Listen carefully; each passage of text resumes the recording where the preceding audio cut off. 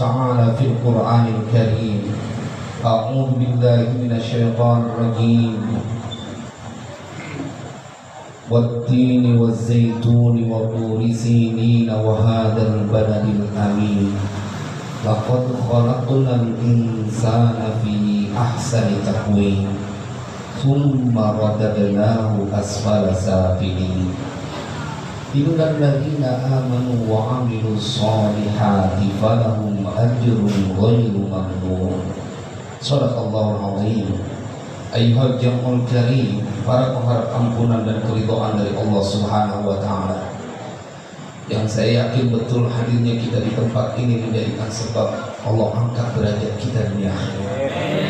Allah berikan kita keberlimpahan berkah. Nanti kita akan ngaji betapa dahsyatnya ini majlis taklim. Bahwa mereka yang hadir di majlis taklim, demen sama majlis taklim, bakaran jadi orang kaya. Nanti kita akan ngaji dalilnya kenapa saya berkeyakinan itu. Sebelumnya izinkan saya menyampaikan penghormatan untuk guru kita Al-Mukarram Al-Muhtaram Kiai Haji Abdul Rauf yang begitu luar biasa kajiannya. Yang terhormat Al-Mukarram Al-Muhtaram Al-Ustaz Nahrawi Hasbullah, Al-Mukarram Al-Muhtaram Kiai Haji Zaki Mubarak, dan banyak para kiai di dalam sana yang mudah-mudahan tanpa saya menyebutkan namanya satu persatu, insya Allah rasa cinta yang saya miliki, hormat kepada beliau-beliau tetap ada dalam diri saya. Terkhusus buat akhil fillah Al-Mukarram Al-Muhtaram Al-Ustaz Rafiquddin Hasbullah, yang saya yakin betul tidak dalam waktu lama Allah akan tunjukkan kedudukan beliau. Karena saya mempunyai alasan kuat, beliau ini orang yang gigih memperhatikan dari generasi-generasi yang akan datang. Di tempat ini ada majlis khusus dakwah. Saya waktu pembukaan isi di majlis ini bahkan sudah hampir 6 bulan saya setiap malam Senin dan kemudian berubah menjadi malam Jumat mengisi kajian metode cepat untuk bisa membaca kitab. Dan ini tidak sembarangan orang yang melakukannya. Dia punya sebuah amanah yang dia tahu betul ini akan membahagiakan orang tuanya, terkhusus yang sudah meninggal dunia. Karena memang Al-Mukarram Al-Muhtaram Kiai Haji Hasbullah adalah orang yang saya mendapatkan riwayat orang yang tidak ada ngaso-ngasonya dalam dakwah. Rupanya darah dan semangat ini menetes kepada beliau. Jemaah, kenapa saya bilang bahwa majlis ini kelewat mulia? Tuan Syekh Abu Hamid Muhammad bin Muhammad Al-Ghazali, beliau menceritakan sebuah kisah di dalam kitab Ihya-nya yang kita dibikin merinding tentang bagaimana Allah muliakan majlis taklim. Ada seseorang yang dia awalnya budak, tapi kemudian kalau sekarang jadi miliarder. Awalnya budak, berubah sesaat dari lantaran kedahsyatan majlis taklim. Maka saya yakin betul mereka yang demen hadir di majlis taklim akan Allah angkat derajatnya. Apalagi kemudian yang bikin majlis taklim, kayak apa kedudukannya kelak. Cuman kan emang kudu kita yakini, jemaah sekalian yang berbahagia, bagaimana Imam Ghazali menceritakan tentang kedahsyatan majlis taklim itu. Ada seorang budak yang dia punya majikan peminum khamar. Kana rajulun syirnimun jama'a min nudamaihi. Kata Imam Ghazali, ada satu masa seorang laki-laki yang dia demennya minum khamar, dan dia sedang mengumpulkan teman-temannya untuk berpesta khamar bersama-sama. Dia punya budak. Wa dafa'a gulaman lahu arba'ata darahima. dan kemudian dikasih kepada budaknya uang sebanyak 4 dirham. Saya ingin langsung masuk kepada materi kita supaya ada semangat bahwa tawakufan yang dilakukan ini adalah semata karena kita ingin menyongsong bulan Ramadan. Karena memang tidak ada yang mengalahkan keistimewaan dari bulan Ramadan. Tetapi majlis tawakufan, majlis taklimnya saja jemaah akan merubah kau punya nasib. Kita lihat Al-Quran surat Al-Mujadilah. Ya ayyuhalladzina amanu idza qila lakum tafassahu fil majalisi fafsahu yafsahillahu lakum wa idza qila inshuzu fanshuzu yarfa'illahu alladhina amanu minkum walladzina utul ilma darajat wallahu bima ta'maluna khabir. Ini ayat udah cukup nih buat menceritakan tentang keutamaan majlis taklim. Ente kalau ada di majlis taklim, duduk ente geser sedikit, ngasih tempat buat orang duduk, akan membuat ente diangkat derajatnya oleh Allah. Ini ayat Al-Quran ya akhi, nggak diragukan kebenarannya. Tetapi kadang kita perlu dideskripsikan lebih banyak lagi, lebih konkret lagi. Imam Ghazali menceritakan ada seorang budak yang dia punya majikan, kerjaannya tukang minum khamar. Dikasih dia uang 4 dirham untuk memberikan buah-buahan, membeli buah-buahan. Tetapi ini budak, dia punya kedemenan satu, nggak ada majlis taklim yang dia ketahui kecuali dia duduk mampir di majlis taklim itu. Allah, biar kata dia budak, dia tahu keutamaan majlis taklim. Duduk majlis taklim yang dipimpin oleh Tuan Syekh Mansur bin Ammar. Ini seorang ulama besar zaman dinasti Abbasiyah yang kalau dia baca Al-Quran, satu waktu ada orang yang sampai mati dengar suara dia baca Al-Quran. Dia punya kedudukan, kalau dia udah baca Al-Quran, yang ngedengerin pingsan dan kemudian mati. Kayak apa nih kedudukannya? Dalam riwayat lain dikatakan bahwa dia telah diberikan sebuah tempat oleh Allah. Jemaah, dibaca satu ayat Al-Quran. Ya ayyuhalladzina amanu qu anfusakum wa ahlikum nara. Dibaca tuh ayat. Ada orang yang mendengarnya mati. Dia punya energi dari lisannya begitu dahsyat. Hidup di dunia itu simpel. Kalau orang udah ngaji ihya, maka mereka tidak sama sekali memberikan ruang di dalam hatinya ketakutan, apalagi panik urusan dunia. Umat Nabi Muhammad kagak pantas takut buat urusan dunia, nggak pantas, karena mereka adalah orang yang istimewa. Kan sebabnya orang pada pemusuhan, bahkan saudara tadi diceritakan oleh Ki Abdul Rauf, pemusuhan sampai 7 mulut kadang-kadang. Kalau 7 mulut 7 tahun, 7 mulut gua gak datang ke rumah lu.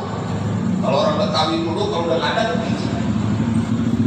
Sebabnya sepele, dia gak yakin dengan dirinya mendapatkan perhatian dari Allah. Bawaannya dengki aja dengki. Kalau kata orang Betawi dulu, dia punya hati berbulu. Hati kalau sampai berbulu kan bener ya Pak ya? Ada istilah gitu kan? Ente punya hati berbulu sama saudara sampai begitu amat. Itu kan satu perut. Apa yang disampaikan oleh beliau tadi saya sepakat. Sebabnya masalah dunia. Maka itu saya yakinkan kepada, saya ngobrol-ngobrol sama Ustaz Rafiuddin karena putra beliau ini saya kagum betul dengan putra beliau. Yang pertama Ananda Mustafa Kamal, karena beliau santri saya, hafalannya kuat, suaranya bagus. Saya bilang ini hadiah buat almarhum engkongnya Kiai Hasbullah dan Kiai Abdul Rahman Madinah. Gua gak sembarangan Pak. Punya anak kita hafal Quran, itu menunjukkan dua informasi. Rahimnya rahim yang mulia, dan maaf, suaminya yang kemudian membuahi rahim itu adalah orang yang mempunyai kedudukan istimewa. Kemudian lahirlah anak yang hafal Al-Quran, dipilih oleh Allah buat menyimpan 30 juz firman-Nya. Ini budak mampir, dia teman sama majlis taklim. Begitu dia mampir, kemudian Tuan Syekh Mansur bin Ammar memberikan sebuah tawaran kepada jamaahnya. Siapa yang mau ngeluarin uang 4 dirham untuk satu orang yang sedang membutuhkan ada di majlis kita? Yang ngomong gurunya. Dia kemudian bilang, anak saya dikasih. Bagi mereka yang mengeluarkan 4 dirham, akan kuberikan 4 doa untuk dia. Didoain 4 hal, dikasih 4 permintaan. Ya maaf, saya ingin singkat ini kisahnya karena saya nanti akan menyentuh tentang bagaimana majlis rohan. Karena ini tema besarnya dua, tawakufan dan rohan, biar dua-duanya kesenggol supaya kita tahu bahwa inti nggak rugi datang ke majlis tawakufan dan majlis rohan ini. Jemaah, kemudian dia berikan apa yang kemudian setelah diberikan. Kata Tuan Syekh Mansur bin Ammar, apa yang kau minta? Pertama, saya minta supaya engkau mendoakan aku dibebaskan dari statusku sebagai budak. Didoain. Yang kedua, apa yang kau minta? Yang kedua, aku meminta supaya uang yang 4 dirham itu Allah kembalikan lagi. Karena itu duit majikannya. Rupanya kepikiran juga. Orang duit majikannya disuruh beli buahan. Tapi dia saking taunya bahwa di majlis taklim apapun yang dikeluarkan penuh dengan keberkahan.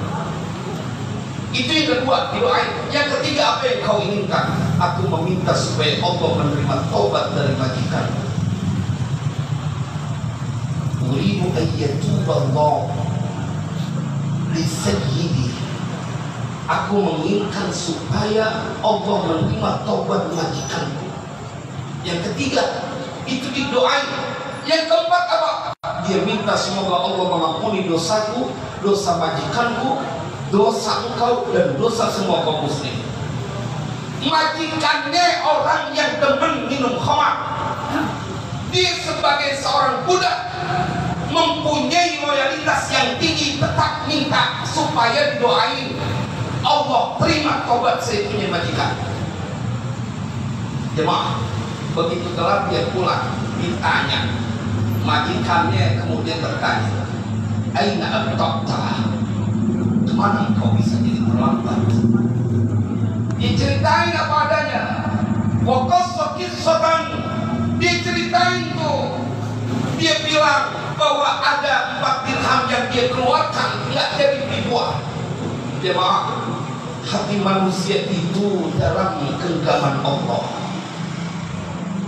Dan itu majikannya kemudian bilang, apa yang engkau minta kepada itu Tuan Guru supaya doakan? Saya minta supaya Allah membebaskan aku dari status budak. Kata majikannya, saat ini juga engkau merdeka, anta hurrun. Coba, tuh dahsyatnya majlis saya. Status budaknya berubah.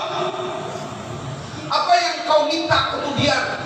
Yang kedua, aku minta didoakan supaya duit 4 dirham dipulangi sama Allah. Dan itu aja. Dia kepikiran, benar-benar kepikiran.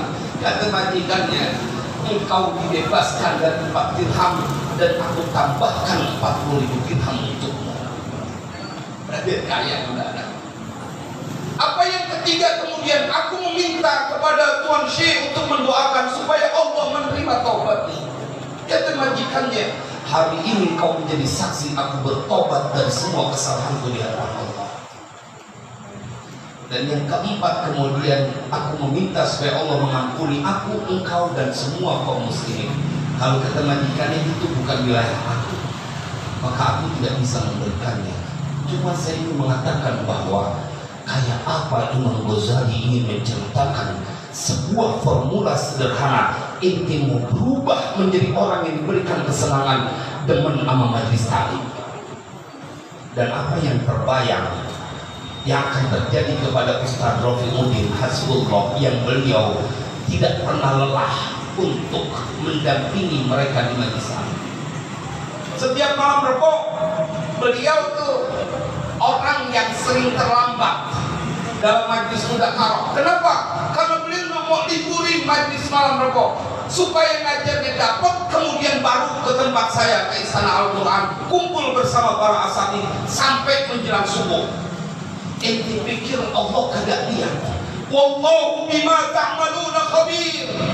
Nggak ada Pak ceritanya. Dari dulu sampai sekarang, kalau mereka berdakwah, mengajak orang kepada kebaikan, mengajak orang untuk melakukan ketaatan, kemudian dibikin susah hidupnya di hadapan Allah, di dunia ini, di akhirat nanti, nggak bakal terjadi. Ustaz, faktanya ada. Para mereka juru dakwah yang hidupnya belangsak terus. Lalu belangsak lagi. Kenapa?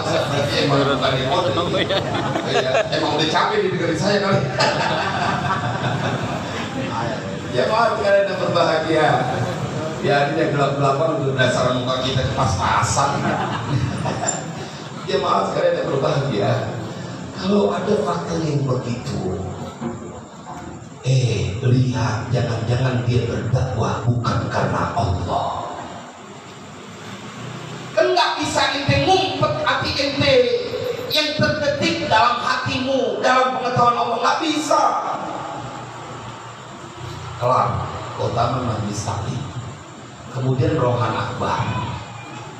Jemaah, kemarin saya ngisi pengajian daerah Duren Sawit. Setelah pengajian saya diminta mampir di sebuah tempat sampai kemudian jam 12 malam baru keluar. Tapi yang menarik adalah ketika saya dalam diskusi silaturahim, ada seseorang yang memberikan testimoni, sebuah pengakuan. Ini kisah nyata, orang masih hidup.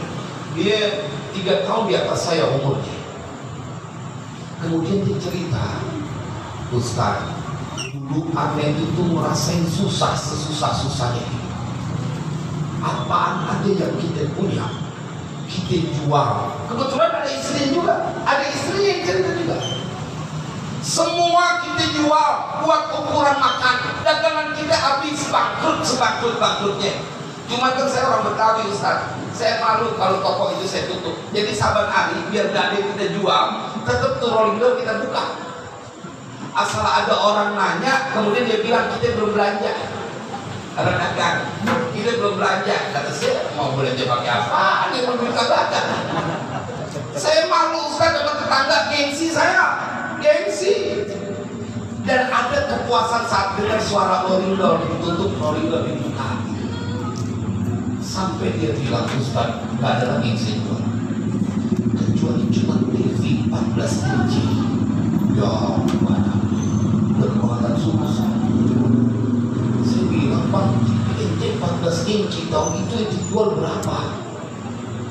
Cuma 50.000 Ustaz. Yang penting saya mau bini bisa makan. Ya maaf, saya ingin ceritakan sesuatu yang bisa dipertanggungjawabkan karena saya tahu yang saya sampaikan dimanapun dan kapanpun dalam dakwah pada waktunya akan dimintakan pertanggungjawaban oleh Allah. Ini orang bilang udah gak ada lagi Ustaz, sampai TV 14 inch saya jual. Sekarang dia punya 7 TV yang gede-gede, dia punya motor sampai 3. Jemaah, bagaimana kisahnya?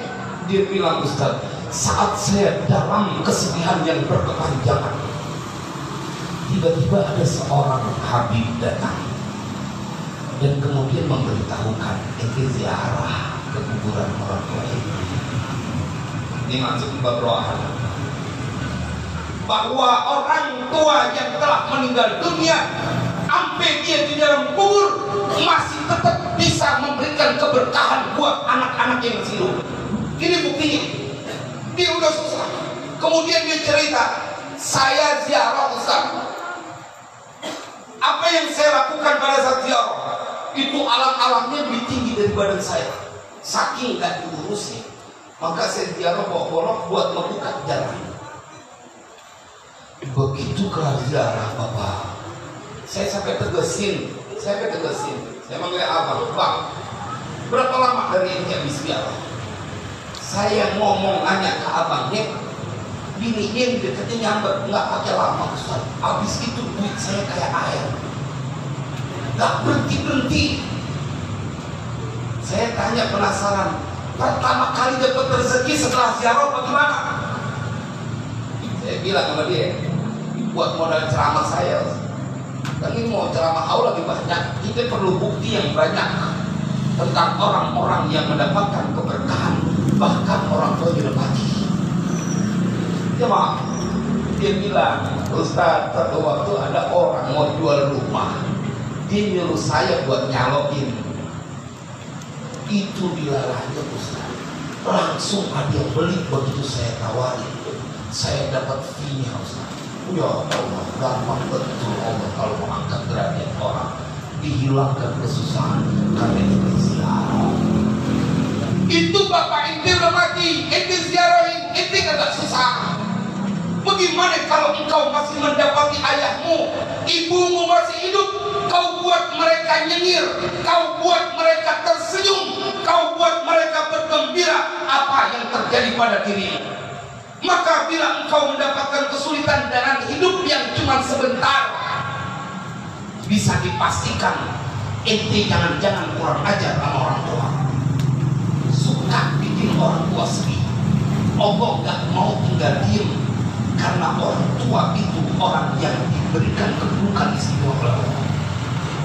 Gak ada Pak, coba tanya dah orang yang hidupnya pas-pasan, bagaimana perlakuan dia orang tua? Jemaah, sorga aja ada di telapak kaki seorang ibu. Sorga itu Nabi yang bilang, fa innal jannata tahta rijlaiha, maka sesungguhnya surga berada di bawah telapak kaki seorang ibu. Nabi ingin menceritakan berapa banyak orang yang merindukan supaya masuk surga. Kenapa? Di dalam surga berlimpah kebahagiaan. Kenapa? Di dalam surga engkau kekal. Kenapa? Di dalam surga kau tidak pernah tertimpa kesulitan. Dan Nabi mengisyaratkan ada di telapak kaki ibumu. Jemaah, maka pada kesempatan kali ini saya ingin berkata bahwa tinggal kembali kepada kita, sejauh mana kita mau untuk berubah.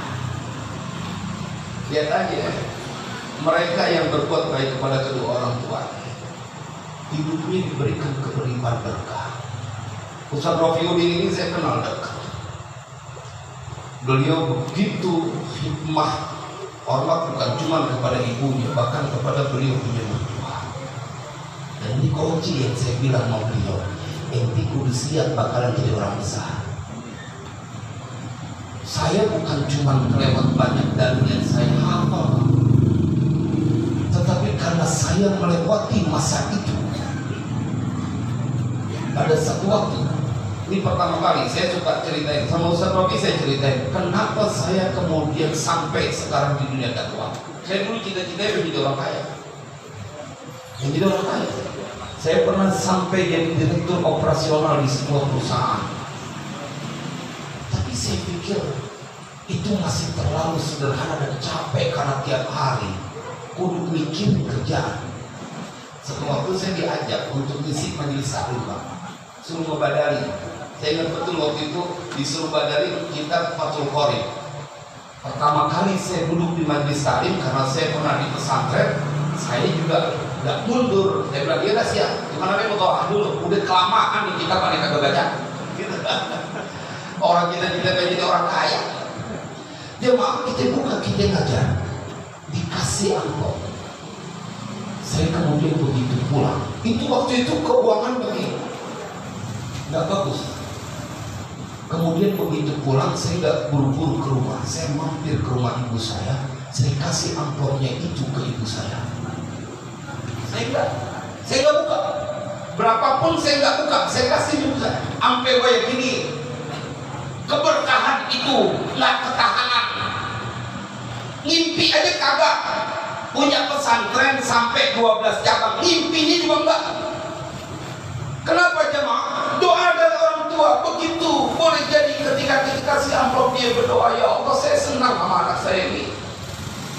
Nggak seberapa memang yang dia berikan, tapi dia mau memberikan semuanya. Ustaz, terus gimana bininya? Gua nggak nakal, gua beli amplop, kita isiin. Lah kan kagak enak dijembrutin bini. Ente biar kata maco banget di depan bini, mengkerut gitu. Kok malah gagah lagi di luar doang. Begitu di rumah mah iya. Padahal maco begitu di rumah ciut gitu. Apalagi kalau udah punya salah. Ini Bang, mau ngomong serius nih Bang. Udah deg-degan tuh bos saya Cuman mau nanya Bang, mau ngomong serius nih Bang. Udah deg-degan tuh. Orang kalau punya salah mau begitu. Duduk Bang. Waduh, berabe lagi. Jadi itu cuma mau cerita anak yang di pesantren tinggal wesel. Iya, gua kirain apaan? Lu cara gua jangan pakai nakut-nakutin. Kalau punya salah, ya maaf berkali begitu. Orang tua mungkin Rofi, saya bilang betul karena memang saya senior lah dibanding beliau. Saya bilang saya anggap adik saya karena memang bahkan beliau wali santri gitu ya. Dan saya bilang bahwa kalau anak ada yang hafal Al-Quran, insya Allah rezeki orang tua akan diangkat. Bagian akhirat Imam Ghazali menutup kitab Ihya Ulumuddin dari sekian banyak kisah. Ditutup itu kitab dengan kisah seorang wanita yang dia nggak tega melihat anak kecil dalam kehausan. Nanti kalau iseng-iseng di rumah buka kitab Ihya bagian terakhir kisah itu yang diceritain oleh Imam Ghazali. Ya maaf, itu ibu kemudian ngambil tuh anak ini padahal bukan anaknya. Lalu di seorang ibu dia nggak pernah mau melihat ada anak yang kesulitan. Maka kalau ada orang tua yang menyaksikan anaknya bermusuhan, artinya kayak dicabik-cabik, lu anak gua, ono anak gua, dia nggak bisa untuk berkata apa-apa kecuali cuma sedih. Maka jemaah, cilaka kalau kemudian anak yang membuat orang tua sedih. Dan banyak betul anak yang kagak ngerti. Giliran udah gede gitu. Saya punya emak tinggal satu, memang punya emak. Ayah saya sudah meninggal dunia. Waduh, saya perlakukan istimewa betul. Saya bilang bahwa saya ngerasain Pak, kalau hari Jumat saya selalu ke rumah ibu saya dan cuma sekedar ngobrol kemudian saya tiduran di rumah itu. Itu selalu keberkahan yang didapetin. Ente kalau bikin emak ente puyeng gara-gara perbuatan ente, ngerasa benar lagi di depan emak itu kan banyak tuh. Emak saya nggak adil Ustaz. Ente kalau nggak adil dari kecil udah mati deh. Lagi mau nyariin emak, lu bisa apaan? Lagi mau nyariin bapak, betul gua nyesek banget. Saya tanya sama ibu saya, kita dibentak sama laki. Ini kata ibu saya nih, diomelin sama suami, dibikin nangis sama suami, itu gampang lupa. Apalagi habis diomelin diajak ke toko emas, cepet lupa. Diomelin sama laki, tapi anak ngomong pedes sama orang tua, di hati itu sedihnya gak kira-kira. Ya Allah, lu kan dulu di rahim gue, ngapa udah gede pakai berani bentak, maka udah gede berani nyalain. Emang lu kira lu siapa? Itu orang tua. Jamaah diceritakan kedudukannya, Alqomah kayak apa tahu ahli ibadahnya. Dia nggak pernah bentak ibunya, cuman ibunya rada tersinggung, matinya nggak bisa nyebut la ilaha illallah kalau nggak dimaafin ibunya. Itu Alqomah, ahli puasa, ahli ibadah. Apalagi ente cuma bisa ceramah, cuma bisa di majelis taklim, cuma bisa kemudian banggai dengan titel dari kuliah yang itu juga ngongkosinnya emak ente ngongkosin. Jemaah sekali berbahagia, Imam Ghazali menceritakan kedudukan seorang ibu yang dia kemudian sikap tuh anak kecil, dia hempaskan badannya ke dalam sungai karena itu panas dan panas-panasnya, dia mendekat jangan sampai tuh anak mendapatkan kesulitan. Kata Imam Ghazali, kemudian diceritakan perihal itu kepada Rasulullah, dan Rasulullah kemudian bersabda, bila kalian terkagum-kagum dengan kasih sayang seorang ibu kepada anak itu yang tidak menginginkan anak itu mendapatkan kesulitan, ketahuilah wa huwa arhamur rahimin, dia Allah paling sayang dari semua yang menyayangi. Wassalamualaikum warahmatullahi wabarakatuh.